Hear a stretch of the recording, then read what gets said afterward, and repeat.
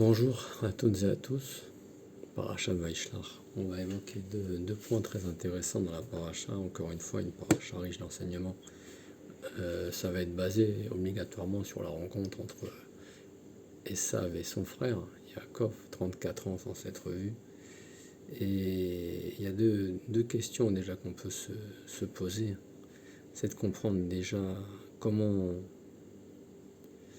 quand ils se sont retrouvés, donc les deux frères, comment Yaakov il est arrivé à avoir un impact tellement grand sur Esav. Ça, c'est la première question. Et la deuxième question, n'oubliez pas, mes amis, à chaque fois, ce qu'on s'est toujours dit, c'est que très souvent la question est souvent plus forte que la réponse, mais la réponse ne vient pas forcément répondre à la question, mais encore plus la renforcer, la comprendre encore mieux. L'enseignement chez nous, les juifs, c'est ceux qui étudient la Gemara un petit peu, c'est des questions qui nous servent à mieux comprendre. On ne cherche pas des réponses, on cherche à avoir les bonnes questions. Ça, c'est une petite parenthèse. Donc, et surtout, le point important de cette paracha, Lama, pourquoi tu me demandes mon nom? Pourquoi plusieurs fois, il lui a dit comment tu t'appelles? Voilà la question qu'il lui a posée. Donc,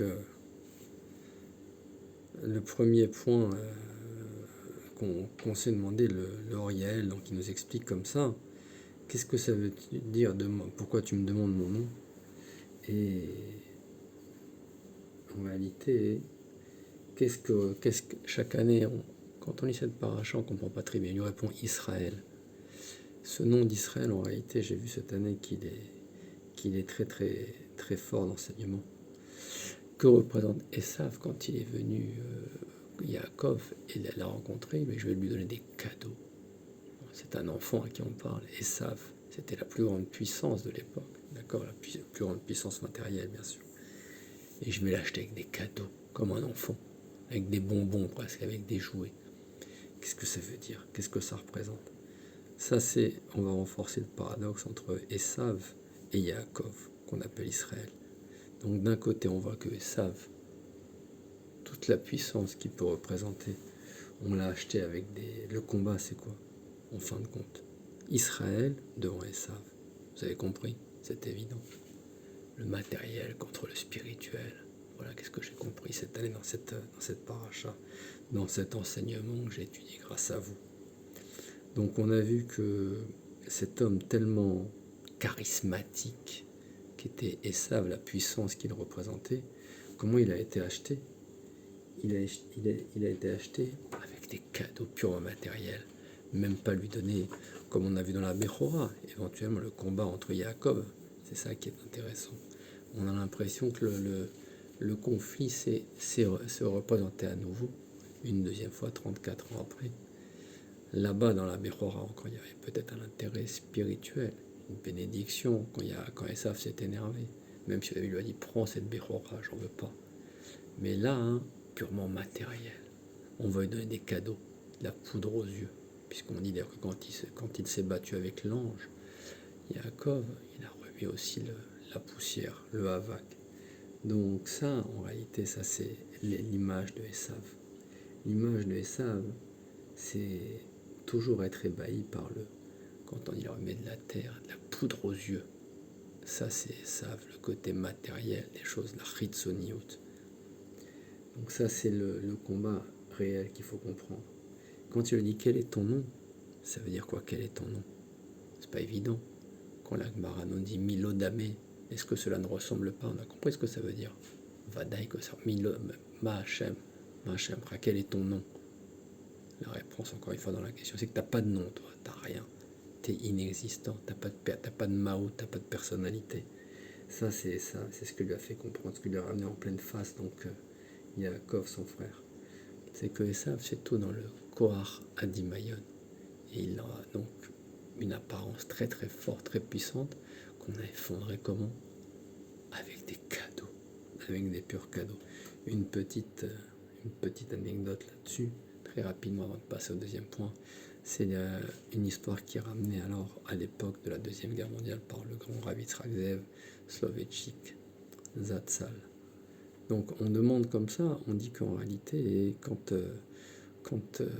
il y a eu le combat avec l'ange, donc entre Esav et Yaakov, et donc il lui a dit quel est ton nom, alors la rencontre n'a pas encore eu lieu, et pourtant il est marqué, l'ange lui a dit tu as combattu avec les anges et tu as triomphé. Et Rachid nous dit de quel homme on parle? C'est Lavan et Esav, mais il n'a pas encore rencontré Esav. De quoi on parle? Le Rav Yitzhak Soloveitchik nous explique comme ça une fois. L'armée russe, elle est venue donc, comme à l'habitude, venir réquisitionner tous les biens des Juifs. Et le peuple a commencé à s'inquiéter. Alors, et pour cause, les Bnei Israël sont venus voir leur Rav, toujours pareil, leur gardien, leur berger, comme Moshe Rabbeinu. Qu'est-ce qu'on doit faire? Il leur a dit, écoutez, n'oubliez jamais une chose. Quand l'ange il est venu, donc il est allé venu voir Yaakov, ne t'inquiète pas, ton combat il est gagné d'avance. Qu'est-ce que ça veut dire? C'est qu'en réalité, il y a eu donc le combat déjà avec le Malach, avec l'ange. Et ça, c'était le combat de la Rochniot, où Yaakov avait déjà gagné. Il avait gagné l'essentiel. Il restait le combat dans le monde d'en bas. Mais ça, il lui laissait déjà une partie gagnée d'avance. Qu'est-ce que ça veut dire? C'est quoi le combat là-haut? C'est l'Imoudat Torah, bien sûr. Il ne nous inquiétez pas. C'est sûr que c'est dur à accepter. C'est des mots qu'il faut intégrer. Mais là, nous, ce qu'on fait, c'est donner des notions sur quoi on veut réfléchir. Il aura dit, vous, c'est le Limoudat Torah qui compte. Et ne vous inquiétez pas pour le reste. Le problème dans la matérialité, tout le bilboul dans le monde où on est actuellement, tout ce qu'on peut voir, toutes les valeurs qui sont complètement bafouées aujourd'hui. Dans la Yahadout, dans le monde juif, l'assimilation, la matérialité. Il ne vous inquiétez pas. Tout ce qui compte maintenant, c'est les Yesodot de tout ça. C'est les bases, c'est l'Imoudat Torah. Juste un deuxième petit point, donc, rapidement, que l'on va évoquer. Donc ça, c'était la première chose, comprendre la vraie signification du combat entre Esav et Yaakov. Le deuxième point, encore une fois, c'est par rapport à ce combat. Donc, voir un petit peu, en réalité, ça va venir approfondir ce que l'on vient de dire, la symbolique de ce combat. La symbolique de ce combat, quand on dit qu'Yaakov a réussi à vaincre l'ange, et que ça s'est produit donc au lever du jour, d'accord, et qu'à ce moment-là, l'ange d'Esav est venu frapper, venu taper Yaakov à la hanche. Très très très beau comme chat qu'on peut voir ici aussi, un parmi d'autres. Vaïe avec, qu'est-ce que ça veut dire? Avak, en réalité c'est quoi? Avak, quand on dit en lutter, c'est quoi? Vaïe avec, la poussière, ils ont remis c'est de la poussière, ben oui, maintenant vous êtes tous des chachamim, vous avez compris, avec ce qu'on a dit juste avec notre introduction, c'est que ça c'est le vrai combat entre Yaakov et Esav, de la poussière, de l'apparence des choses, du kavod, de la matérialité. Ça c'est le vrai combat entre les goïms et les juifs, leurs problèmes, leur orgueil, leur jalousie par rapport au peuple juif. Une fois j'ai quelqu'un qui était dans le métro qui me racontait, c'était mon beau-frère. Une fois un goï est venu lui parler et ils ont discuté, il a vu que mon beau-frère était juif, il lui a dit mais vous les juifs, vous devez être très très nombreux dans le monde. On n'arrête pas de parler, vous devez être plus d'1 milliard, plus que les Chinois dont on n'a jamais parlé. Ça c'est l'image du peuple juif, du tamsit en ivrite, du concentré, du jus, ça c'est les juifs. Leur essence, à l'inverse des goïms qui remuent de la poussière, voyez avec. Ça c'est la première symbolique dans le combat. Le deuxième symbole dans les bénédictions, c'est comme on l'a dit, c'est la nuit. Le combat a commencé la nuit, vous l'avez compris. La Hagid Taboyoma Balayla, c'est quoi? La Hagid Boker Chasdecha Vemunatecha Balelot. C'est quoi? Boker Chasdecha Vemunatecha, la vraie Mouna, ça sera la nuit. Le début du combat, ça c'est l'époque où on vit actuellement. On est dans le rocher total. On ne va pas commencer à faire de la politique ou entrer dans des polémiques même. Chacun voit autour de lui qu'est-ce qui se passe aujourd'hui. Chacun a des exemples. Ça c'est aujourd'hui. Les Agiba Boker Hasdecha. Le combat il s'est fini quand? Il s'est fini le matin. Et enfin, très important, pourquoi avoir été touché à la hanche? Qu'est-ce que ça représente? La hanche, c'est Tomre de Oraita. C'est ceux qui soutiennent la Torah aujourd'hui, maintenant. Venons un peu à résumer un peu tout ça. La hanche, c'est deux choses. C'est Tomre de Oraita. Et c'est aussi, ça représente le Zera, ça représente la source du Zera, de la descendance. Qu'est-ce qu'on apprend d'ici? Donc, on va résumer rapidement. il y a plusieurs points. D'abord, on a dit cette poussière, ça on l'a compris. C'est cette poussière qui est venue ensuite, on dit, venir envahir le monde entier. Le Zohar nous dit même que cette poussière, elle n'est pas comme la terre qui donne des fruits, elle est comme de la cendre. Ani Afar va faire, a dit Avraham Avinu. Ça veut dire, elle sert à rien, elle n'a pas de propriété, elle n'a aucune utilité. Ani Afar va faire, faire c'est sur le passé. Je suis comme de la cendre. Afar, c'est sur l'avenir, mais elle n'a pas d'avenir. Ani Afar va faire. Cette poussière, elle ne sert à rien du tout. Qu'est-ce que ça veut dire? Qu'est-ce qu'on apprend d'ici? C'est plusieurs points. Le combat s'est fini à l'aube. Qu'est-ce que ça veut dire? C'est pour comprendre, donc, le Chafetz Chaim nous explique d'ici, de voir qu'il y a plusieurs points de ce combat, explique le Chafetz Chaim. On a compris le lever du jour pour le combat, c'est quoi? C'est Bezrat Hashem, quand on va se finir, quand la lumière elle va sortir de toute cette obscurité, même symbolique, pas forcément comme maintenant, alors on joue pas, il fait nuit dehors, non, le rocher où on est, les sphécotes les plus totales, et bien quand le combat va se finir avec, et ça, là va apparaître la lumière. C'est quoi ce coup à la hanche? On a dit c'est les tomes près d'Oraïta, mais c'est aussi la descendance. Aujourd'hui, qu'est-ce qui se passe? On voit non seulement, on va pas faire encore de la politique, chacun est assez grand, mais même en Israël, comment les Yeshivot ont de plus en plus de mal à survivre. Vous imaginez aujourd'hui encore qu'est-ce qui se passe? Maintenant, on augmente le prix de la vaisselle en plastique pour frapper les Yeshivot. Jusqu'à où on peut aller? Vous avez entendu cette polémique? Ça, c'est tout nouveau encore. On a augmenté le prix de tous les Kélichat Pahami pour venir parce qu'on cherchait des points.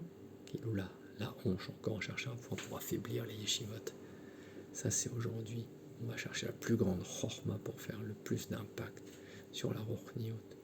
Maintenant, ce qu'on a dit, la descendance, on ne va pas faire de dessin quand on sait qu'il y a à peu près 50% de mariage mixte.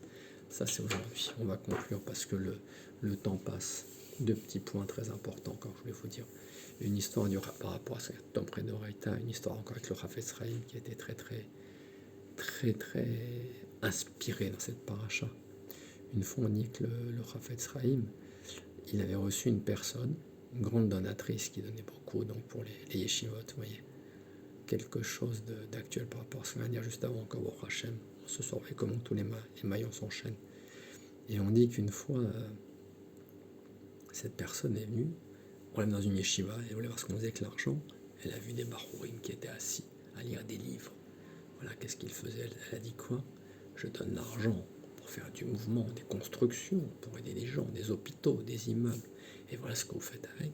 C'est à ça que c'est mon argent. Il lui a dit, écoute, rapidement, imagine une personne, un prince, d'accord, qui loue un bateau énorme, très très beau, avec plein de personnalités, des très belles chambres où dormir, des mets luxueux, des piscines, des salles de sport, la fête, jour et nuit. Le prince trouve ça très très beau. Mais un des capitaines lui demande de l'accompagner. Il l'amène dans un endroit très sale, crasseux, bruyant, sombre, que des qualités, comme vous l'avez compris.